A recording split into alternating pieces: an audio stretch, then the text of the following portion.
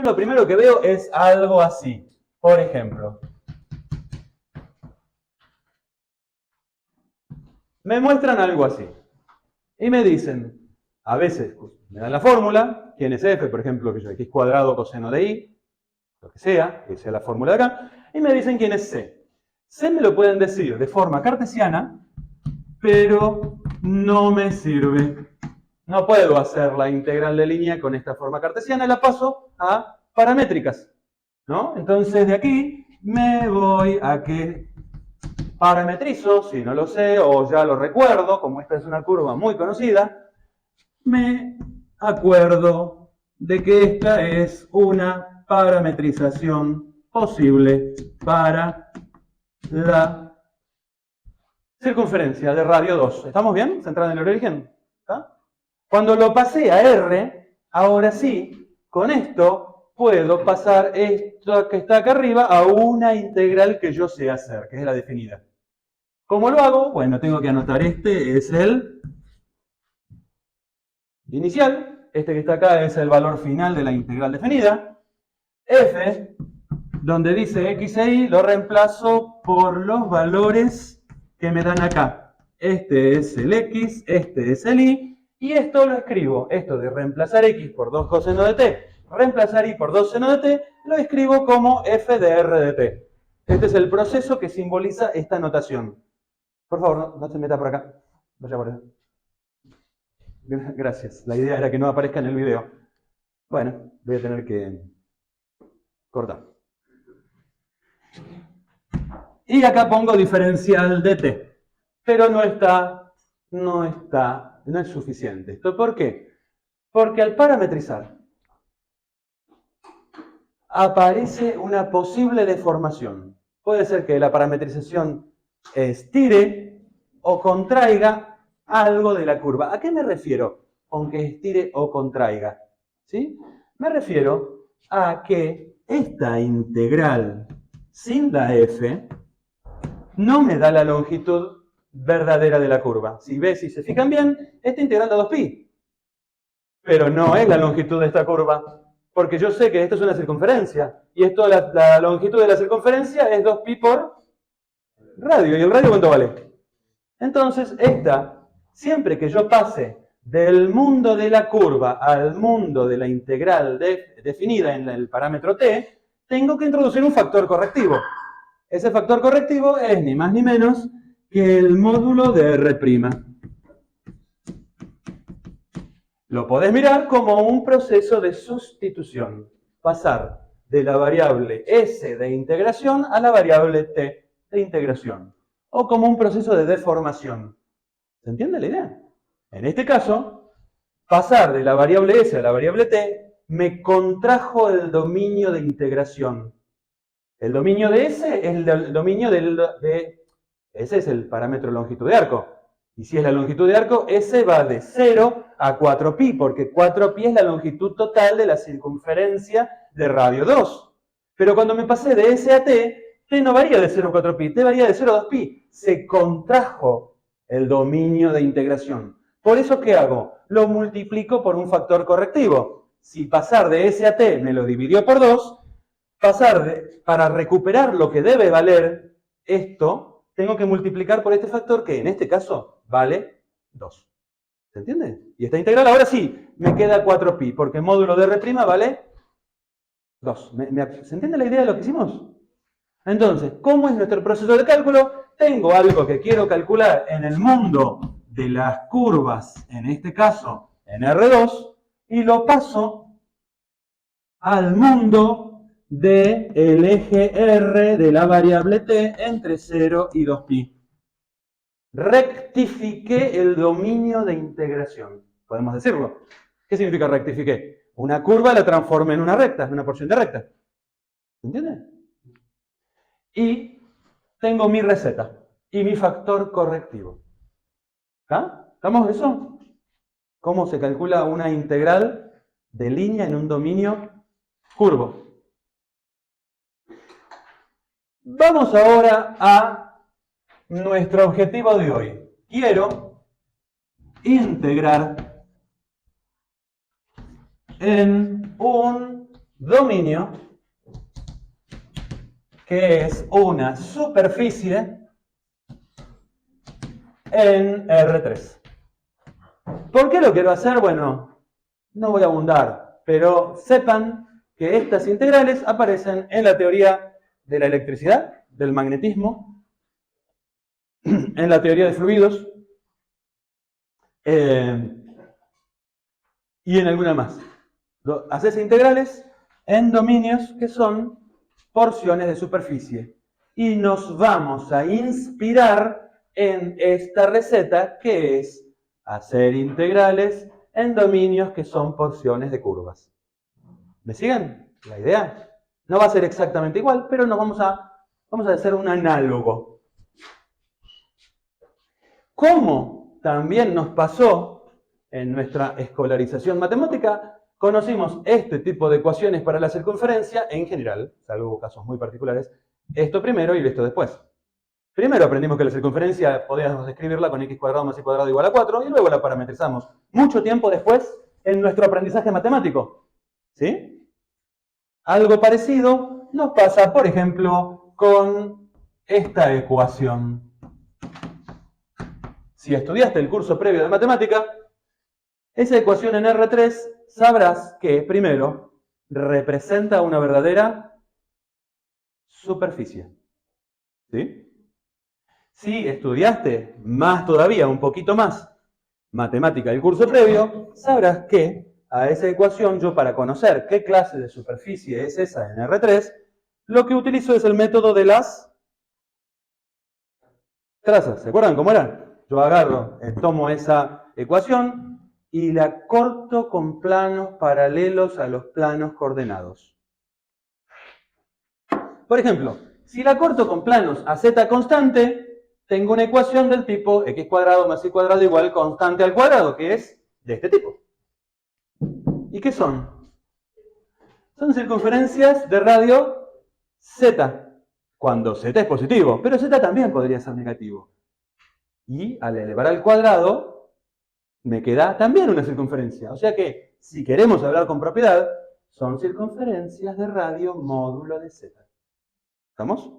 Así abarcamos el caso z positivo y el caso z negativo. Y el caso z igual 0 es un caso muy particular. ¿Qué pasa si z vale 0?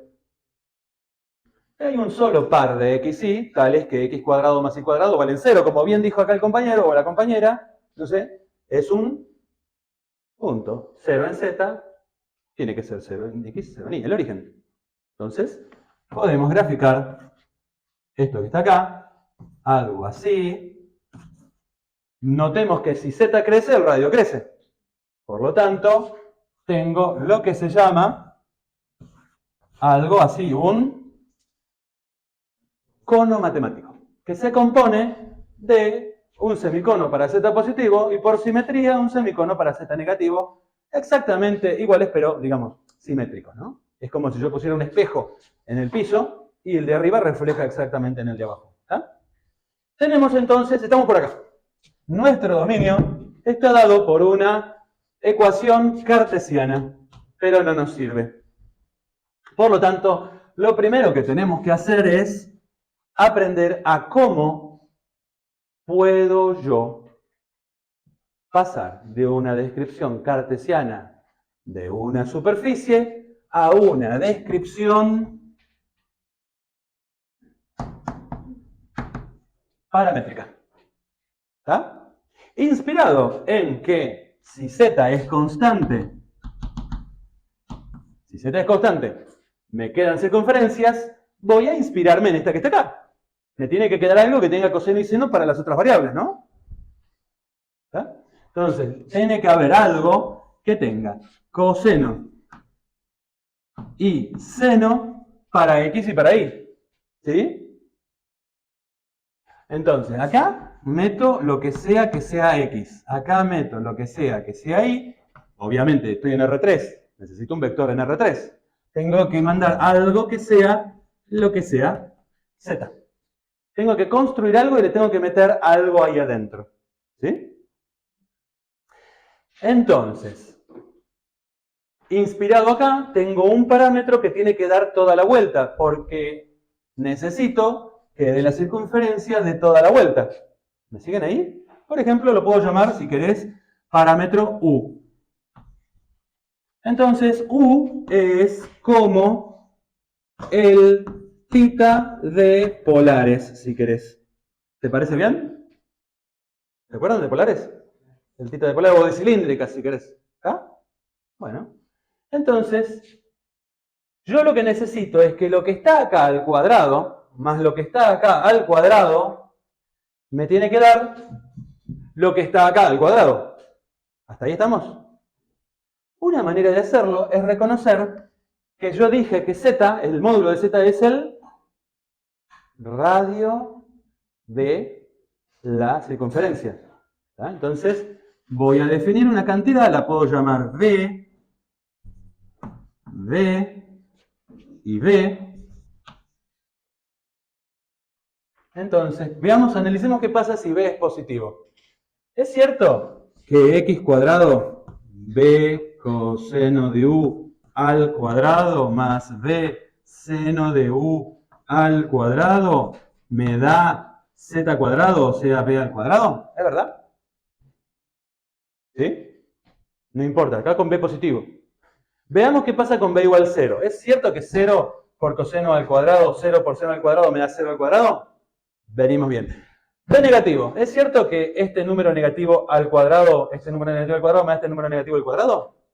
Sí, porque los menos con el cuadrado. O sea que he logrado que para cualquier z, que yo llamo b, se cumple esta ecuación. No me voy a detener demasiado en esto. Lo único que les voy a decir es que a esto le tengo que agregar en qué dominio quiero yo trabajar. Así como yo puedo tener una curva, como por ejemplo, no sé, un arco, una parábola o una cosa, o una hipérbola o una línea recta que no termina nunca, pero para hacer la integral tengo que quedarme con un arco de curva, una porción de curva. Acá también tengo que quedarme con una porción de este dominio. Vamos a suponer que lo que yo quiero es la porción de cono, porción de cono, x cuadrado más y cuadrado igual a z cuadrado entre z igual a 1 y z igual a 3. Ahora recorto una porción de cono. Z igual 1, por ejemplo, supongamos que es acá. Y z igual 1, 2, 3 es acá. Por lo tanto, voy a graficar esta definición de superficie y la voy a graficar acá. Vamos a ponerlo así, todo por acá. El nivel z igual 1, el nivel z igual 3, z igual 1, z igual 3 son planos. Y vamos a graficar de color amarillo la superficie que estoy yo estudiando. Es la porción de cono, la superficie. ¿Lo hice bien el gráfico? ¿Se ve lo que estoy haciendo? ¿O no? Entonces,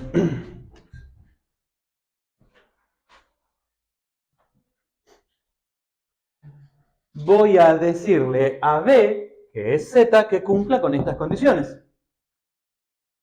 Entonces, B, puedo decirlo con notación de intervalos. Y U, quiero que dé toda la vuelta. Lo puedo decir con notación de intervalos. ¿Sí?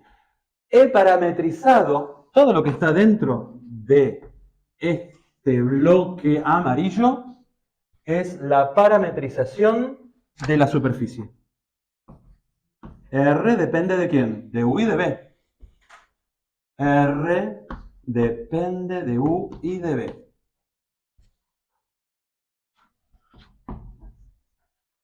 R depende de U. En una curva, R depende de un parámetro. En una superficie, R depende de dos parámetros. ¿Estamos con esto? ¿Sí o no? Ok. Bueno. ¿Qué pasa si yo congelo un parámetro?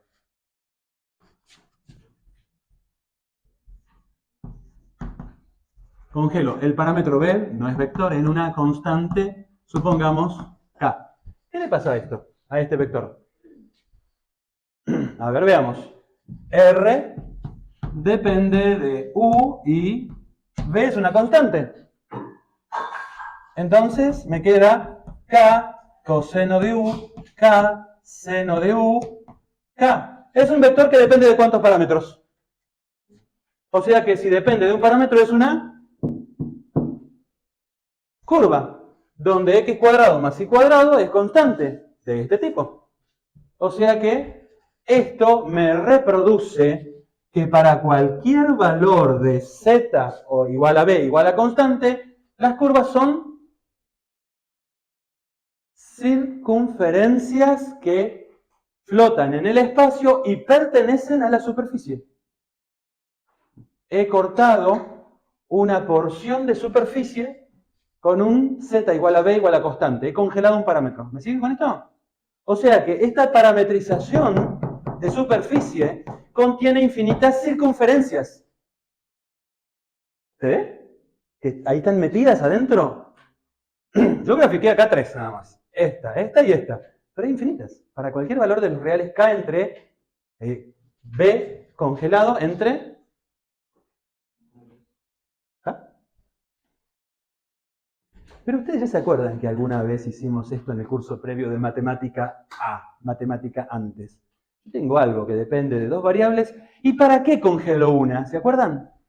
¿Para qué fijo una de las dos variables? ¿Para hacer qué? ¿Qué hacíamos cuando teníamos una f de x y? ¿Se acuerdan? ¿No? Capítulo 8. ¿No? ¿Querían qué?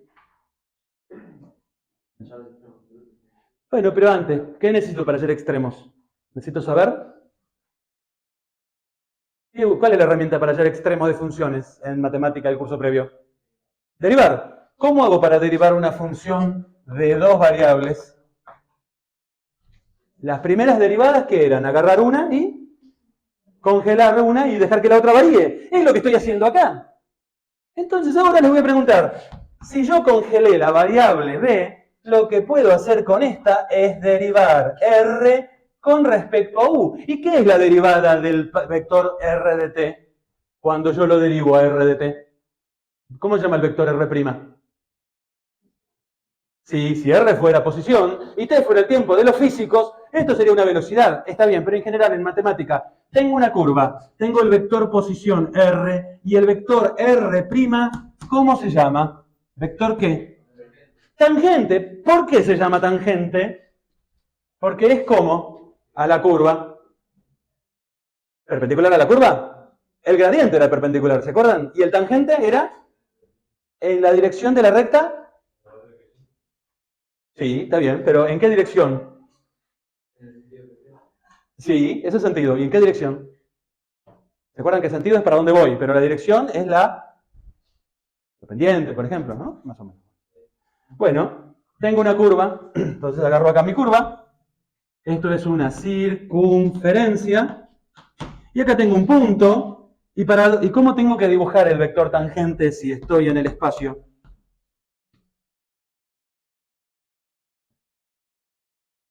¿Lo puedo dibujar perpendicular a la curva, el vector tangente? ¿Cómo lo tengo que dibujar? Claro, como su nombre lo dice, tangente a la curva, ¿no? O sea que si esta es la circunferencia parametrizada así, esto es el vector tangente a esta circunferencia. ¿Me siguen? ¿Más o menos? Ok. Derivada de R respecto de U. Cuando escribo respecto de U, el otro parámetro, todos los demás parámetros son constantes. ¿Ah? Se lo puedo dibujar acá, pero enchastraría este dibujo. ¿Me siguen? ¿Estamos acá? Pero no solamente puedo congelar la variable u, la variable b, podría congelar la otra variable. Podría congelar la variable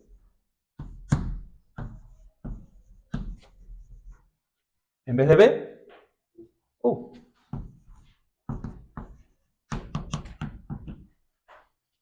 ¿Qué me queda de mi parametrización cuando congelo U?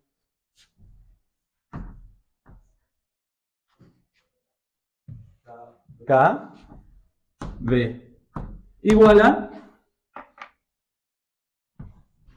agarro este que está acá, B, no lo congelo. B no lo congelo, me queda coseno de K. B, seno de K, B.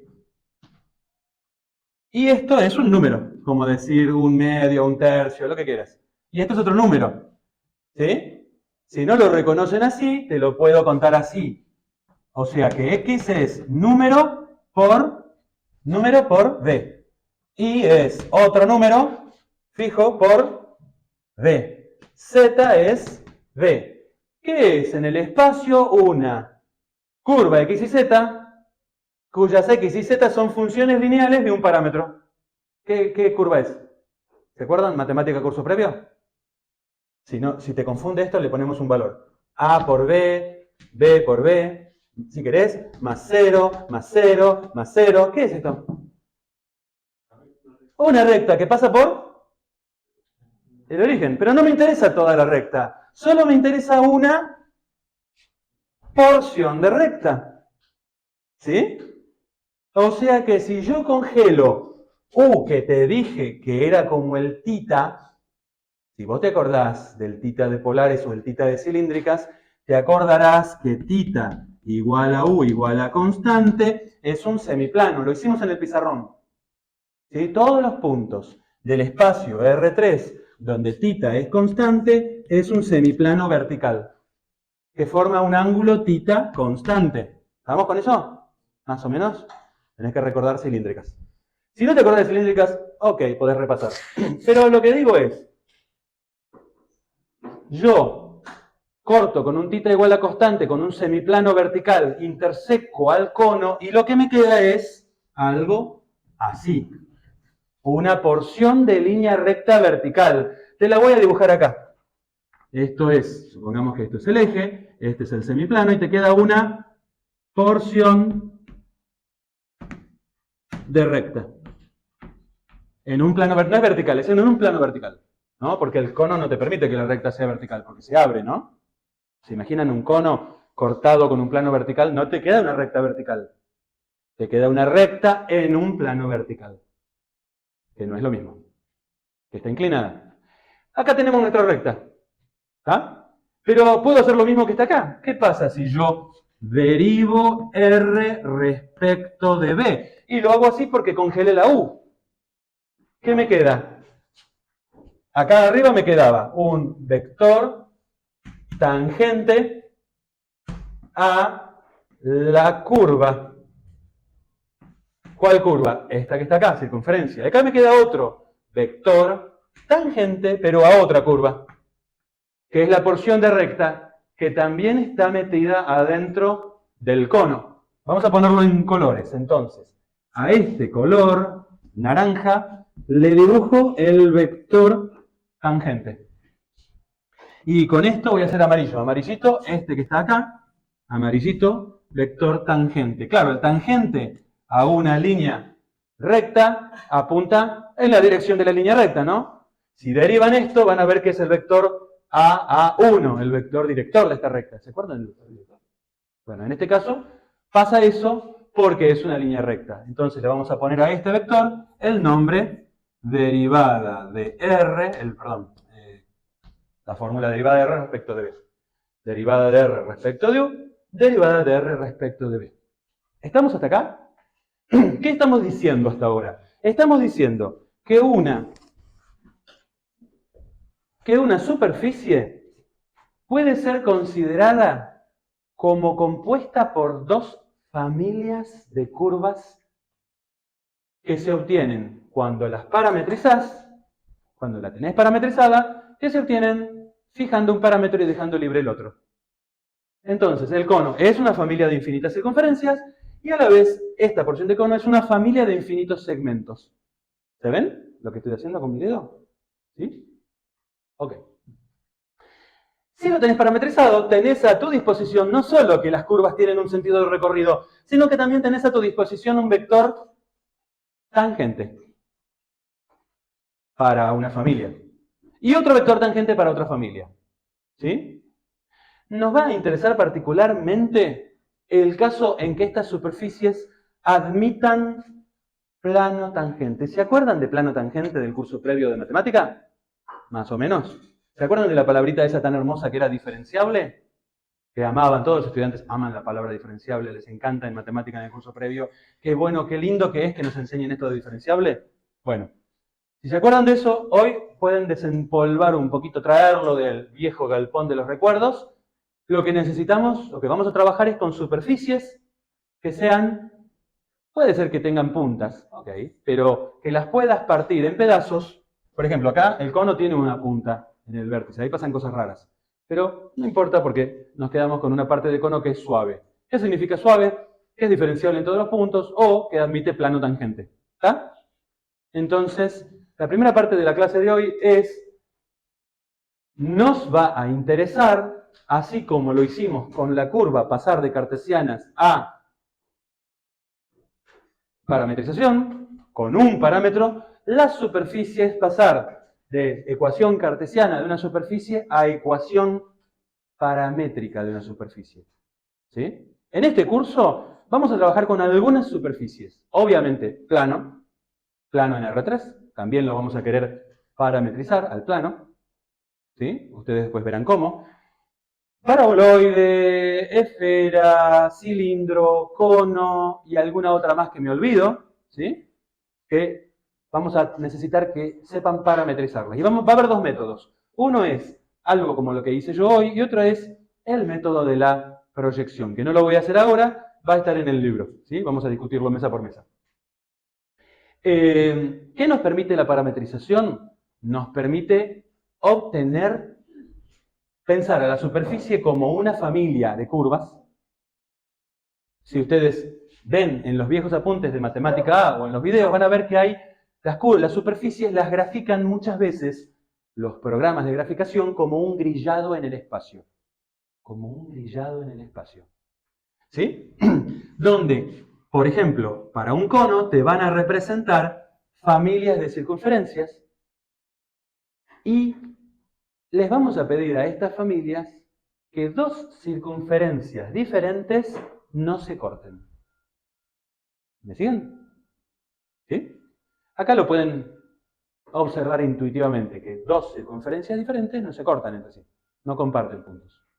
Y les vamos a pedir también a la otra familia de curvas, que son porciones de rectas, que entre sí tampoco se corten. ¿Sí?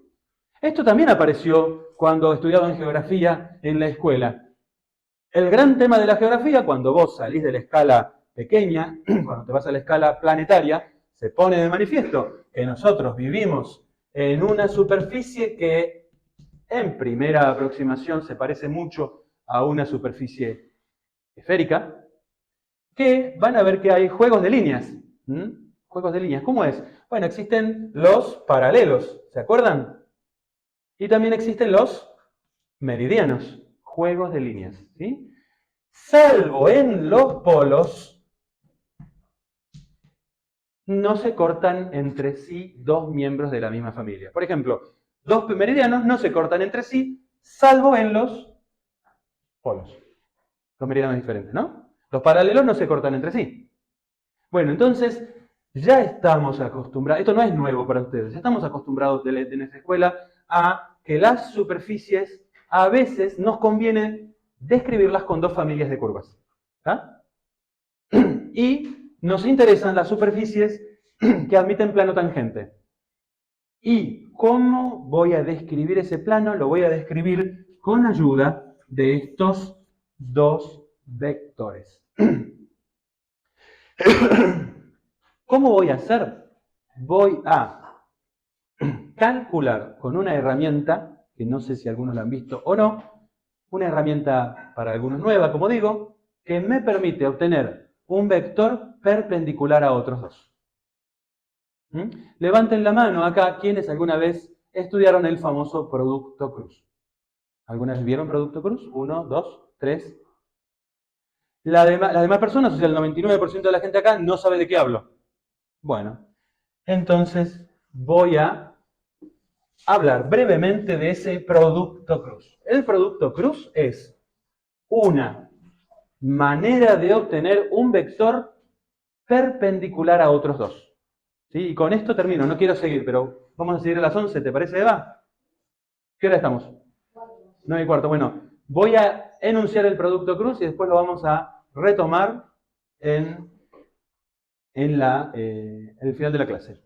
El producto cruz es una operación entre dos vectores. Es un producto por algunos motivos que después podrán ver. ¿Por qué es que a esto lo llamamos producto? El símbolo del producto cruz es una X grande. Y nos interesa este producto cuando A y B no son colineales. ¿Ah? Cuando un vector y otro vector no son paralelos. Entonces, ¿se puede calcular en cualquier caso? Sí, pero si son paralelos me da el vector nulo. No me da. Entonces, el producto cruz, A cruz B, también en los físicos y los ingenieros lo escriben así. A, B. Es el mismo producto.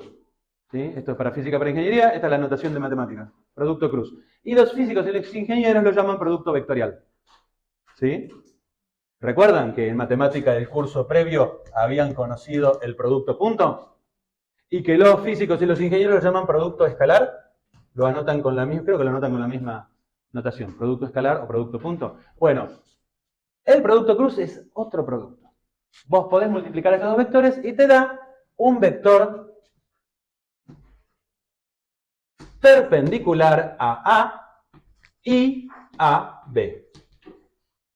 Y nos interesa, como les digo, el caso de que A no es paralelo o no es colineal con B. ¿Ah? Fíjense que A y B, estos dos vectores, no son colineales en general. Vamos a trabajar con esa idea. Vamos entonces a definir este producto cruz con una tabla. Esta tabla, en la primera hilera, vamos a poner los tres versores canónicos. ¿Se acuerdan que I era un vector unitario que apunta hacia el eje que es positivo? ¿Se acuerdan de eso? Okay. J es un vector unitario que apunta hacia el eje I positivo. Y adivinen qué es K, o recuerden qué es K. Un vector unitario que apunta hacia el eje. Ok, o sea que te queda algo así. Este es I, este es J y este es K. ¿Estamos? Ok. Aquí vas a poner las componentes de A. A, componente en X. Vamos a llamarla A1. La componente Y de A, A2. La componente X, Z de A, A3. Y acá vas a poner las componentes respectivas de B. Y esto se calcula partiendo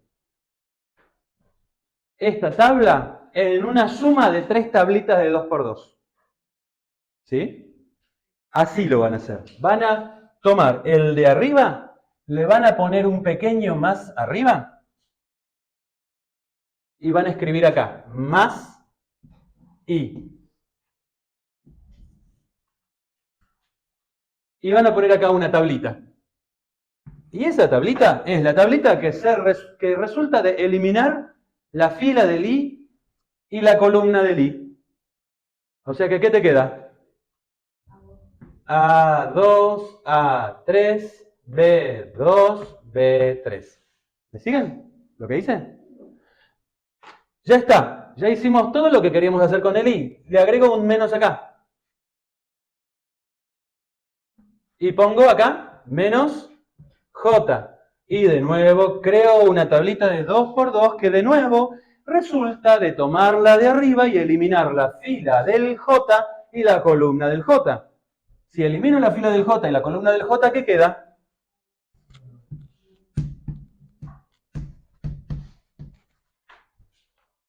¿Estamos con esto? Esto, si alguno, no sé si Luis hizo algo con respecto a esto con el rotor. Bueno, es la misma receta la del rotor. Nada más que el rotor aquí tiene derivadas, no tiene números. Estos son dos números, la misma receta. Más K, tablita. Y hacemos la eliminación de la fila del K con la columna del K, eliminamos. ¿Y te queda? A1, A2, B1, B2.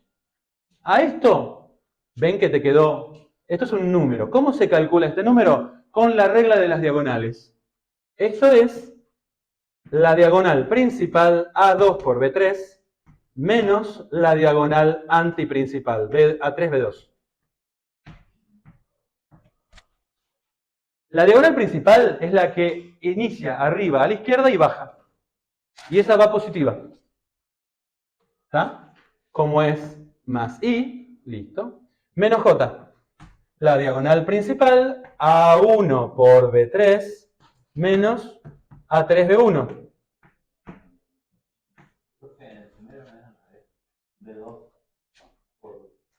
No. No. Atención, muy buena la pregunta, gracias. No. La respuesta es A2, B3. ¿Cuál es la diagonal principal que da positiva? La que se inicia arriba de todo a la izquierda y termina abajo de todo a la derecha. Esta es la diagonal principal. Y esa va positiva. Positiva, positiva, recontra positiva. Y la otra se resta. Solo hay dos diagonales acá. ¿Está? ¿Estamos con esto? Bueno. Acá lo mismo. Un más K por, ¿qué hago ahora? Diagonal principal, positiva. A1, B2 menos A2, B1. Esto que está acá, te queda un vector. ¿Ven que son todos números? Hacen la cuenta y te queda un vector. Este vector, si estos dos no son colineales, y además no son el vector nulo, este vector te queda no nulo y te queda perpendicular al plano formado por estos dos vectores. O sea, si yo hago, por ejemplo, en este gráfico, si yo hago esta cuenta, derivada de R respecto de U, cruz, derivada, y le hice muy grande, cruz, producto cruz, derivada de R respecto de B, estoy haciendo este producto, este que está acá, y me queda, si no son nulos y no son colineales, me queda perpendicular al amarillo y perpendicular al... O sea que, por ejemplo, me podría quedar así. Este que está acá, este vector. Perpendicular a este que está acá. Y perpendicular a este que está acá. A este vector lo vamos a usar recontra, muchísimo. Lo vamos a llamar normal de la parametrización. Ok. Lo voy a poner con más símbolos. N de U, V. Derivada de R respecto de U tiene U y B. O sea, porque K, ¿quién es? K es B. Derivada de R respecto de la parametrización tiene B y U, porque K en este caso es U. O sea que esto me queda un vector que depende de U y de B. ¿Se ve? Hago la cuenta. Este vector es el llamado vector normal de la parametrización. Y vos me dirás, sí, está bien, pero hay otros normales, ¿no? Porque si esto es normal, el doble de n también es normal. El triple de n también es normal. Menos n también es normal. Pero no va a interesar de todos los infinitos normales, nos va a interesar este que está acá. Este es el que le vamos a dar mucha bolilla. Y lo llamaremos el normal, el vector normal de la parametrización.